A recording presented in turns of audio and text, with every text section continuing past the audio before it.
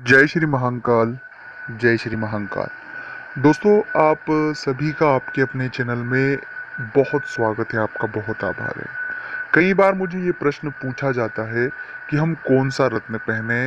हम हैं, ये महादशा, शनि की महादशा चल रही है, शुक्र की महादशा चल रही है, राहु की, केतु की, और एक राशि में कि हमारी राशि के लिए हम कौन सा रत्न पहने। और इन माहौलों में आर्थिक रूप से असंपन्नता, बेरोजगारी और इन सभी को लेकर ये प्रश्न मुझे हमेशा पूछा जाता है कि हमारी राशि के जातक कौन सा रत्न धारण करे। तो इन सभी विषयों पर, रत्न के विषयों पर हम बात करेंगे और इस पूरे वीडियो को आप अंत तक देखेंगे तो मुझे पूरा यकीन है कि आपको पूरी सही जानकारी रत्न के बारे में मिल जाएगा और इसके बाद आपका कोई भी कमेंट्स कौन सा रत्न हमें पहनना चाहिए इसके बारे में नहीं रहेगा। तो वीडियो को अंत तक देखें, अंत तक आप वीडियो के साथ बने रहें तो चीज़ें बहुत सारी आपकी क्लियर हो जाएगी। सबसे पहली बात है कि अगर अभी तक आपने चैनल को सब्सक्राइब नहीं किया है तो प्लीज़ आप इस चैनल को सब्सक्राइब कर लें और इस वीडियो को लाइक ज़रूर कर दें और कमेंट्स में लिखें जय शिव शंभो भोलेनाथ। दोस्तों, आप मुझसे बात यदि करना चाहते हैं अपॉइंटमेंट लेकर तो स्क्रीन पर नंबर चल रहे हैं। आप इन नंबरों पर व्हाट्सएप पर जाइएगा और व्हाट्सएप पर मुझे मैसेज छोड़ दीजिएगा। वहाँ से आप अपॉइंटमेंट लेकर मुझसे बात कर सकते हैं। शुल्क बिल्कुल नॉमिनल है। कोई भी परेशानी हो आपकी, कितनी भी बड़ी परेशानी हो, आप एक बार ज़रूर बात करें, आपको समाधान मिलेगा और एक नया रास्ता मिलेगा। एक सकारात्मक चर्चा है। तो रत्न कौन सा पहने, सबसे पहली वाली प्रश्न यह शुरू होता है। तो उस विषय में एक चीज़ ये है, आपको क्लियर कर दूं कि रत्न पहनना क्यों ज़रूरी है, कैसे पहने और क्या है उसके पीछे की चीज़ें, उन सभी चीज़ों को हम पहले क्लियर कर लें। तो सबसे पहली बात कि रत्न यदि सकारात्मक पॉजिटिव परिणाम देते हैं तो नेगेटिव परिणाम भी देते हैं। ये बात हमेशा याद रखिएगा। उदाहरण के लिए आपने मोती पहन लिया, उदाहरण के लिए आपने ओप्पल पहन लिया, आपने नीलम पहन लिया, पुखराज पहन लिया और गोमेद पहन लिया, अन्य कोई भी रत्न आपने पहन लिया है तो वो पॉजिटिव आपको सकारात्मक चीज़ें तो प्रदान करेगा ही सही, लेकिन कुछ बातों में नेगेटिव बातें भी प्रदान करता है। क्योंकि ग्रह जो है दोस्तों, वो 9 के 9 ग्रह चले माने। अभी स्थिति क्या है, आने वाले समय में स्थिति क्या होगी, और हमारी जन्म कुंडली और वर्तमान ग्रहों की स्थिति का मेल भी कई बार रत्नों पर गहरा प्रभाव छोड़ता है।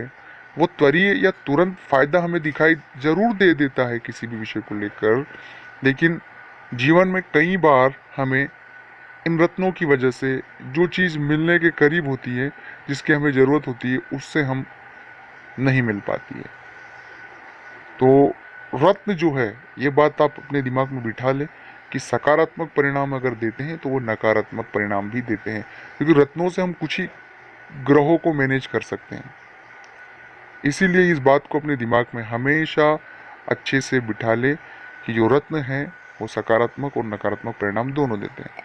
अब दूसरी बात है कि रत्न कैसे पहने, कौन सा पहने और उसके लिए क्या क्या चीज़ें हमें करना चाहिए। तो सबसे पहली बात है कि यदि मान लीजिए आपने कोई रत्न अभी इस वक्त धारण किया है या कोई धारण करने की आप सोच रहे हैं,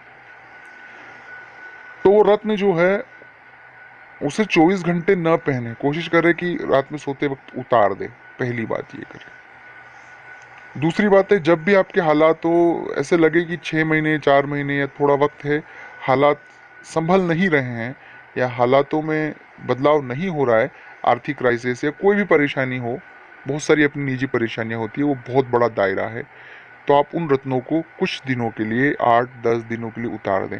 हाँ, लेकिन एक बात और इस विषय से निकलने के लिए है कि कई बार हमारे दिमाग में एक बात बैठ जाती है कि इस रत्न पहनने से सब कुछ अच्छा हो रहा है, सब कुछ अच्छा हो रहा है, माइंड सेटअप पॉजिटिव हो जाता है और हमारा जो कार्य करने की क्षमता है वो बढ़ जाती है।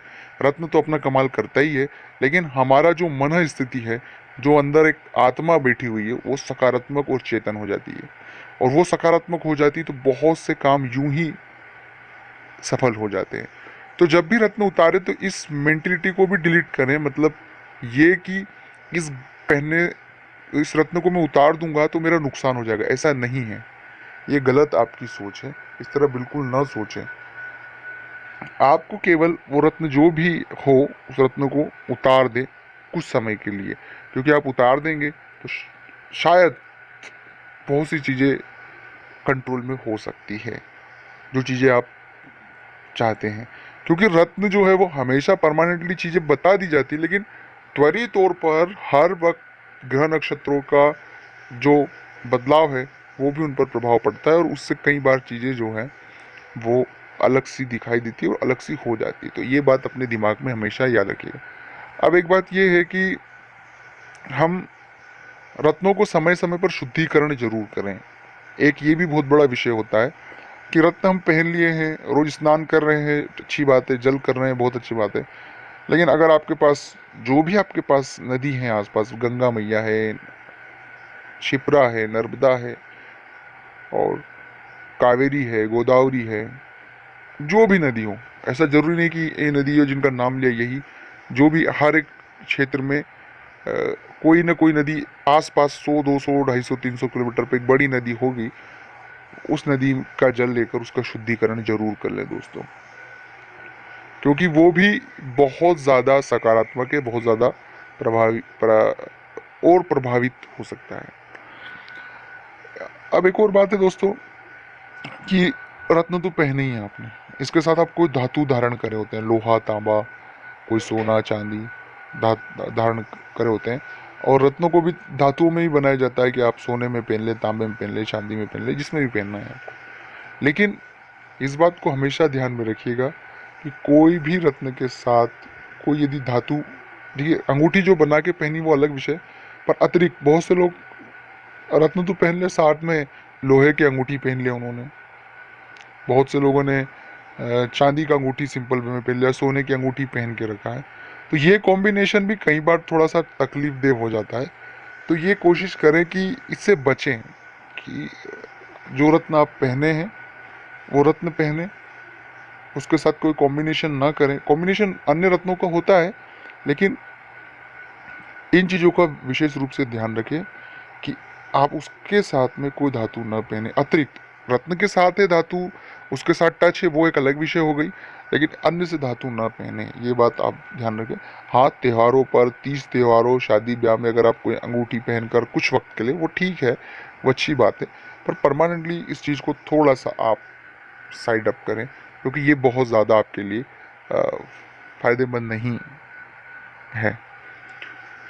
इसके अलावा दोस्तों और रत्नों पे एक चीज़ होती है कि मैं आपको एक सजेशन, ये अब जो मुख्य बात जो कहना चाहता हूँ कि आप यदि बहुत ज़्यादा परेशान हैं, पीड़ित हैं, या आप चाह रहे हैं कि मुझे कौन सा रत्न पहनना चाहिए, तो मैं आपको एक सबसे अच्छा सजेशन देना चाहता हूँ कि आप कोई सा भी रत्न ना पहने। मैं बहुत बड़ी बात आपसे शेयर कर रहा हूँ, क्योंकि हम जिन चीज़ों को सही तो कर रहे हैं, लेकिन उसके साथ साथ जो चीज़ें हमारे बस में हैं, जो चीज़ें बस से मतलब है, जो चीज़ें सब अच्छा चल रहा है, उसमें भी नेगेटिव इम्पैक्ट हो सकता है। क्योंकि रत्न अपना प्रभाव जरूर देते हैं, और हम सकारात्मक के लिए तो स्वीकार होगा, लेकिन नकारात्मक हमें नहीं स्वीकार होगा। और अच्छा और बुरा दोनों 50-50 में नहीं होगा, क्या बराबर होगा तो ठीक है। कई बार ये चीज़ें 10% सकारात्मक और 90%, 10% सकारात्मक और 90% नकारात्मक, तो ये दोनों कॉम्बिनेशन हम रिस्क नहीं ले सकते हैं। और मैं इसीलिए किसी को ये सजेशन नहीं देता हूँ, और आपको भी मैं ये सजेशन दे रहा हूँ कि जो भी हालात हो उन हालातों के साथ डील करेंगे, महामृत्युंजय का जप करेंगे रत्न के बजाय। रत्न के बजाय आप कोई भी रत्न पहना तो वो उतार दीजिएगा, लोहा चांदी कोई धातु पहना तो वो उतार दीजिएगा। ये चीज़ें जो हैं ये हमारे शरीर पर